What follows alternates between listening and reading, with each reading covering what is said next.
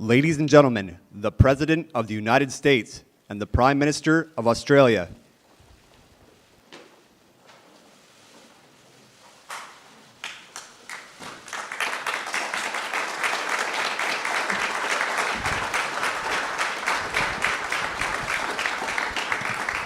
Well, thank you very much. Please.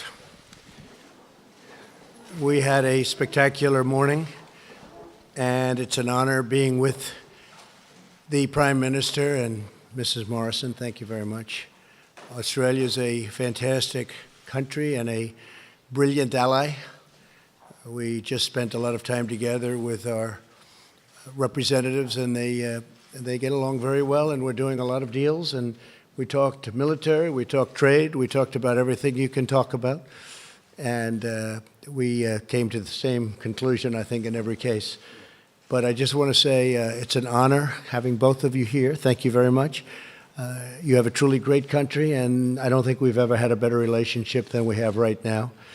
And tonight we're going to have something very special in the Rose Garden. And based on all of that money we spend on all of that weather predicting equipment, they're saying no chance of rain. Let's see if that's right. If it is, we'll run right back into this room.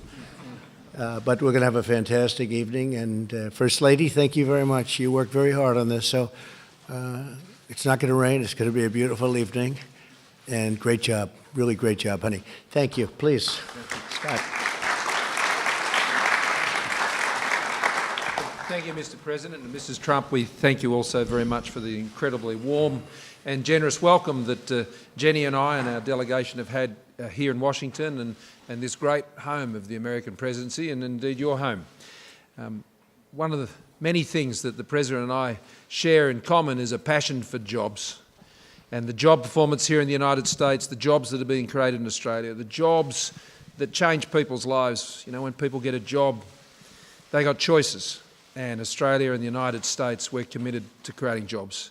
And whether it's in trade or it's whether in looking at the future and where those jobs are going to come from, we want our people to have those economic opportunities. I commend the President on the great work he's done in creating jobs here in the United States, and we're doing the same thing in Australia. And if we want to keep creating jobs, then this partnership is a big part of that, and that's why we're pleased to come together here. We share objectives in so many areas. We share common values. We share beliefs.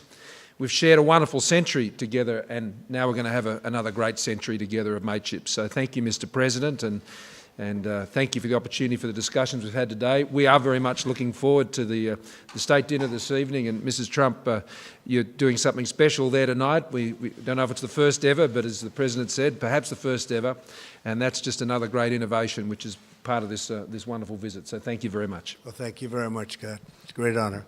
Go ahead, please. Mr. President, you've been negotiating with the Chinese, and there seems to be a possibility in terms of a China trade deal that they might actually offer some agricultural purchases. Is that going to be enough for you, sir, No. in order to get a deal done? What do you need to see at this point to get that deal past the finish line? We're looking for a complete deal. I'm not looking for a partial deal. China has been starting to buy our agricultural product, if you noticed, over the last week, and actually some very big purchases. But that's not what I'm looking for. We're looking for the big deal. We've taken it to this level. We're taking in billions and billions of dollars of tariffs. China's devalued their currency, and they're putting out a lot of money into their economy. And they have a very bad economy right now, and I don't want them to have a bad economy. But it's the worst in, they say, 57 years. 2 weeks ago it was the worst in 22 years. Now it's 57 years, and it's only going to get worse. Their supply chain is being broken up very badly, and companies are leaving because they can't pay the 25, soon to go to 30% tariff. And we have 30% very shortly on $250 billion. We have another tariff at a slightly smaller number, as you know, on about $300 billion worth of goods and products. So they would like to do something. As you know, we're talking a little bit this week, talking a lot next week, and then top people are going to be speaking the week following. But I'm not looking for a partial deal. I'm looking for a complete deal. Do you feel you need that deal before the election, sir? No, I don't think I need it before the election. I think people know that we're doing a great job. I've rebuilt the military. Scott and I were talking about that. We spent $1.5 trillion. When I came in, our military was depleted. Frankly, we didn't have ammunition, okay? But our military was in very bad shape. We've rebuilt the military. We've got one of the strongest economies. Mike Pence actually got some, who's right here, a great vice president. He was talking yesterday, and he called me. He says, boy, these numbers, these consumer numbers are incredible. The retail numbers that came out 2 days ago that really weren't reported were really, I mean, just incredible numbers. You know that very well. That's your world. And some other numbers. We're doing very well. Our economy is very strong. And China is being affected very badly. We're not. We're not being affected. In fact, we're taking in many billions of dollars. And China's eating that. You know, China's eating the tariffs because of the devaluation. Now, that doesn't happen with all countries. China's China. And they know what they're doing as well as anybody. My relationship with President Xi is a very amazing one, very good one. But we have right now a little spat. But I think we're doing very well. Our country is doing well. You look at so many different things. Look at all of the regulation cutting that allows us to do what we did. Look at what happens 3 days ago where you have an attack like that and it takes out a big chunk of oil and the price goes up $4, $5, and now it's heading down rapidly. That tells you that would have happened years ago. It would have gone up $50. It would have doubled. And this was a blip. So it's been really amazing what we've been able to do. I think the voters understand that. I don't think it has any impact on the election. Now, if something happened, I think that would probably be a positive for the election, but that's okay. I do think signing USMCA on a bipartisan basis with Nancy Pelosi and Chuck Schumer and everybody else, very bipartisan. I think that's very important for our country. And I would certainly be willing to say that's a bipartisan deal. But I think that's very important for our manufacturers, for our farmers, even for unions. They want that deal done. And so hopefully that's going to be put up to a vote very soon. There'll be very little cajoling of the Democrats because most Democrats want it too. But the USMCA is ready to be voted on. It's finished. Mexico has taken their final votes. Canada is willing to do that anytime we want them to. They're all set to go. And we need that for we need that for our country. It's a great deal. It's a great deal. Thank you. And for the Prime Minister, sir, your economy is to some degree caught in the cross-currents between the United States and China. What did you say to the President about what your ideal outcome is here for a China trade agreement between the United States and China? Well, thank you. Look, obviously, we're keen to see the United States and China be able to come to an agreement, but what is always necessary is deals have got to be fair, deals have got to be good deals, deals have got to be sustainable deals. And I think one of the things we've seen, Australia has benefited greatly from the economic growth of China. We have a comprehensive strategic partnership with China and a free trade agreement with China. And they have grown and they have become, you know, a substantive economy in the world. And once you sort of get into that level, then you need to be able to be playing to the same rules as those other developed nations. And I think this is, you know, the new generation of deals I think we'll see China do, which the President has been working on, and he's been working on it for some time, and we wish him well in that process. There are some real serious issues that have to be addressed in that deal.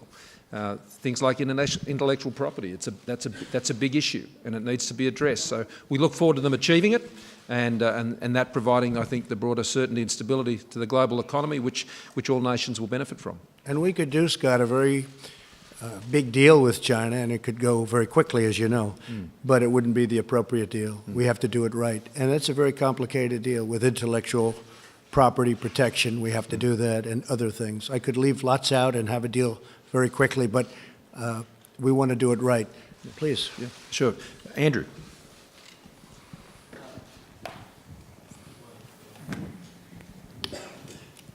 I assume Andrew is a nice person. That's why you chose Mr. President, the best. Thank you very much for hosting us. Also on China and tariffs, what do you say to Australian businesses and to Australian people who say that your trade war with President Xi threatens their prosperity? And to the Prime Minister, a linked question. Do you think that Australians are going to be collateral damage in President Trump's tariff war with China? Well, first of all, I look at numbers. I love numbers, and the numbers of Australia are doing incredibly well. You're doing unbelievably well. When we have a deal with China or not, but when we have a deal with China because they want to make it perhaps more than I want to make it. Because I actually love all that billions of dollars that's pouring into our treasury. Billions and billions of dollars. We've never seen that before from China. It's always been the other way. And I'm taking care of our farmers out of that. We're helping our farmers. Our farmers were targeted, and they were targeted for $16 billion, and I made that up to them. We paid them the $16 billion and had tens of billions of dollars left over. So I will say, though, that Australia is doing very well. If we do end up doing a deal, Australia will do even better. And we were discussing that, but Australia will be one of the big beneficiaries of a deal. And in the meantime, as you know, I did tariff relief with respect to a certain product in particular coming out of Australia. And that's something that we wouldn't do for anybody else. This has been a truly great ally, and we work very well together. But your numbers are absolutely fantastic. Your economy is strong like ours. And I think we're two real examples of two countries doing extremely well. Some countries aren't doing so well. Europe is not doing well. Asia is not doing, large parts of Asia are not doing well. China's not doing well. Please. Thanks. Mr. President, Australia is in its 29th year of consecutive economic growth, which is an extraordinary national achievement, and we will continue to grow as our most recent national accounts demonstrated. Australia is also very used to dealing with a complex and changing world, and that's why we're diversifying our trade base and have been doing that for many years. I mean, 6 years ago, when our government came to office, 27% of our trade was covered by agreements around the world. That figure is now 70%, and we're going to take that to 90%. And that's important, and that's opening up opportunities. So there are ebbs and flows that go in the global economy, and Australia has built up a resilience through the broad-based nature in which we're taking our economy to the world. I mean, Australia has never got rich selling things to itself, and we've always had an outward-looking perspective when it comes to engaging our economic opportunities. And a big part of what we've been discussing here is some new opportunities, whether it's in the rare earths, the critical minerals, the frontier technologies, space. You know, this is where jobs are going to be in the future as well. And so we will deal with those ebbs and flows as they come, but the President's right. The arrangement they will come to, and I'm confident they will, with China, will be one that will set, a new bar in terms of how China's economy then deals with a lot of these complicated issues in the future with developed economies like Australia.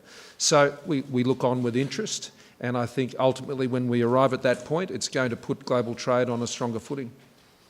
And Australia's really been so focused on the economy. They do minerals. They have incredible wealth in minerals and coal and other things, and they're really at the leading edge of coal technology. It's clean coal, we call it, clean coal, but it's also great for the workers. And things that would happen to, because it was very dangerous years ago and very bad for a lot of people. And you've rectified that 100%. It's incredible. I looked at your statistics the other day, and coal miners are very, very safe in Australia. It's incredible what you've done. In fact, we're looking at what you've done. We can do a deal on that. I want to. We'll do a deal. We'll make a deal. Yeah, go ahead, please. Thank you. In the midst of these escalating tensions with Iran, you've now named a new national security advisor, Robert O'Brien. Yes. What is he recommending to you in terms of dealing with the latest strikes on Saudi Arabia and the response? And then secondly, you announced new sanctions on Iran. Secretary Mnuchin said that this affects the last available funds for that regime. Have we now exhausted sanctions in regards to Iran? Well, these are the strongest sanctions ever put on a country. We are at a level of sanction that is far greater than ever before with respect to Iran. Today we did central bank, as you know, and we'll see. We'll see. They're having a lot of problems, not only with us, they're having problems within their own country, and I think they have a lot of self-made problems. We are by far the strongest military in the world. Going into Iran would be a very easy decision, as I said before, be very easy, the easiest thing. Most people thought I would go in within 2 seconds, but plenty of time, plenty of time. In the meantime, they have a lot of problems within Iran. Iran could be a great country, could be a rich country, but they are choosing to go a different way. There'll be a point at which they'll be very sorry for that choice. But I think I'm showing great restraint. A lot of people respect it. Some people don't. Some people say, oh, you should go in immediately. And other people are so thrilled at what I'm doing. And I don't do it for anybody. I do it for what's good for the United States, what's good for our allies. And it's working out really very well. As far as Robert is concerned, Robert, maybe you could stand up. Robert O'Brien has done a fantastic job for us with hostage negotiations. I think we can say that there has never been anybody that's done better than you and I as a combination. We've brought many people home, and we brought them home quickly. Speed is a very important thing, I find, with hostages. It's really something. I had dinner the other night with the Warmbier family, an incredible family. The whole family and some of Otto's friends, in addition to the family. We had 25 people over on Saturday night, and we did that dinner in Otto's honor. And it was a beautiful thing. It was a beautiful thing. First Lady and it was very, it was very touching and really very beautiful. We talked about Otto. And I will tell you that people should have moved faster. And Robert and I were talking about that. Should have moved faster. He was there for a long time. You got to move fast. With hostages, you have to move fast. All of a sudden, it gets very hard for the other side to do anything. And sometimes it's just too late. In the case of Otto, it was very late. We got him home, but he was in horrible, horrible condition. What happened to him was actually incredible, just horrible. But you have to move fast. Robert and I have been really successful. And the reason I know him so well, I actually work hard on hostages, I think you would say. I think most presidents wouldn't do that, but I do. These are great, I guess in almost all cases, American lives. We help other people also. We've also helped other countries with their hostage situation where we have some strength that they don't. But these are great people, and we get them home. We got them home from North Korea, as you know, and we got them home from a lot of different locations. Egypt, we got them home. We got them home from many different locations. Turkey, yeah. President Erdogan was very good, and we got a hostage home. Our great pastor, who everyone in this room knows and loves. But we've had tremendous success, and what surprised me, I didn't know too many people knew Robert, and when it came time to pick somebody for the position, it's a very critical time, I had so many people, I shouldn't say this in front of Robert, he'll be embarrassed, but I had so many people that called me and they recommended Robert O'Brien. So I think he's going to do a great job, and he was here, I can tell you this, he started about 12 minutes after he was chosen. He sat in with us, and he's very much involved now in what we're doing. One quick follow-up on that in regards to Iran. If sanctions don't work and they continue their malign activity, are there any other measures outside of a military option that can be taken? Well, I don't want to talk about that, but I will say I think the sanctions work and the military would work, but that's a very severe form of winning, but we win. Nobody can beat us militarily. Nobody can even come close. What we've done for our military in the last 3 years is incredible. All made in the USA, by the way. And it's really incredible.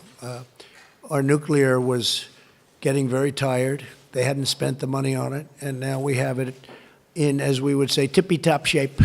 Tippy-top. We have new and we have renovated, and it's incredible, and we all should pray that we never have to use it. We should never have to use it. And our military itself is in phenomenal shape. And we have a great gentleman, as you know, going to be taking over, Joint Chief of Staff. Joe Dunford has been fantastic. He's a great man and a friend of mine. But General Milley is going to be taking over, and it's going to be, we're going to have a little bit of a celebration, both for Joe and for everybody. And, you know, as you know, our Secretary of Defense has just come in, Mark Esper, and he's been here for a short period of time, but he's got tremendous energy. He's got it. He knows it. That's what he's been doing for a long period of time. From the day he graduated or maybe I should say from the day he started at West Point, where he was a top scholar, etc.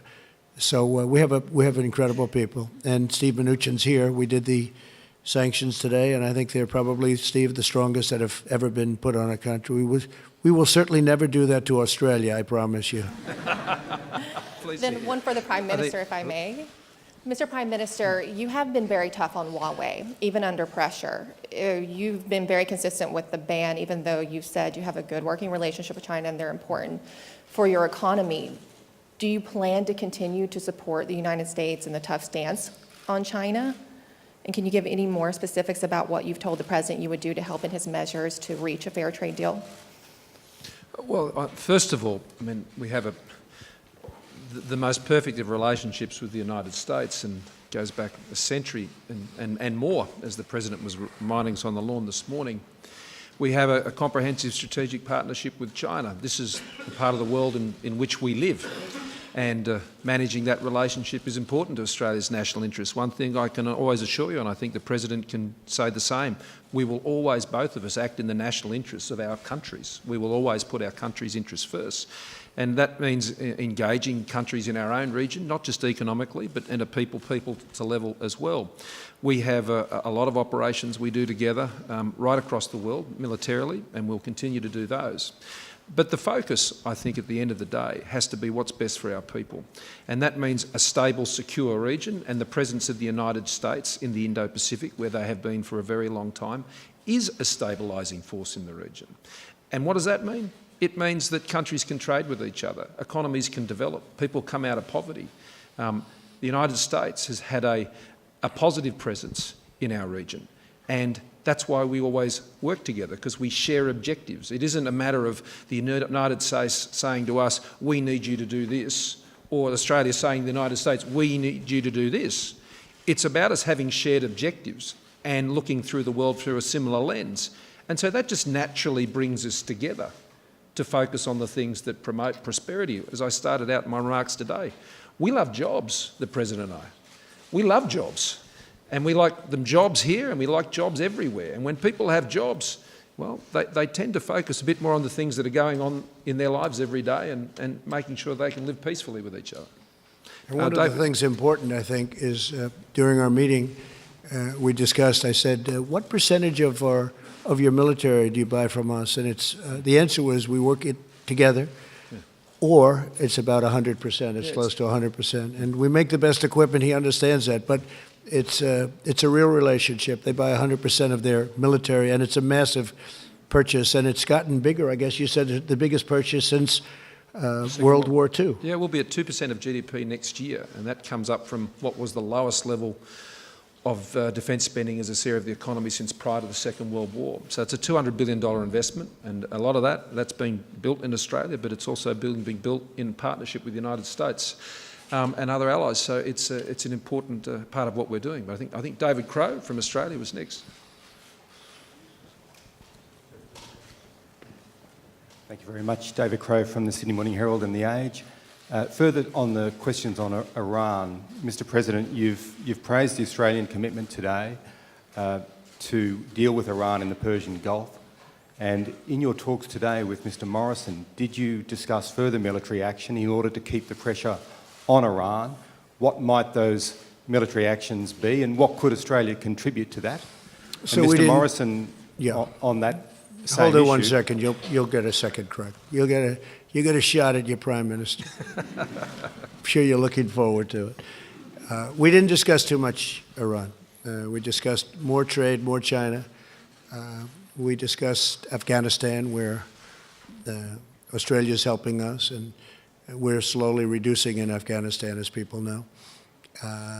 We've been very effective in Afghanistan, and if we wanted to do a certain method of war, we would win that very quickly.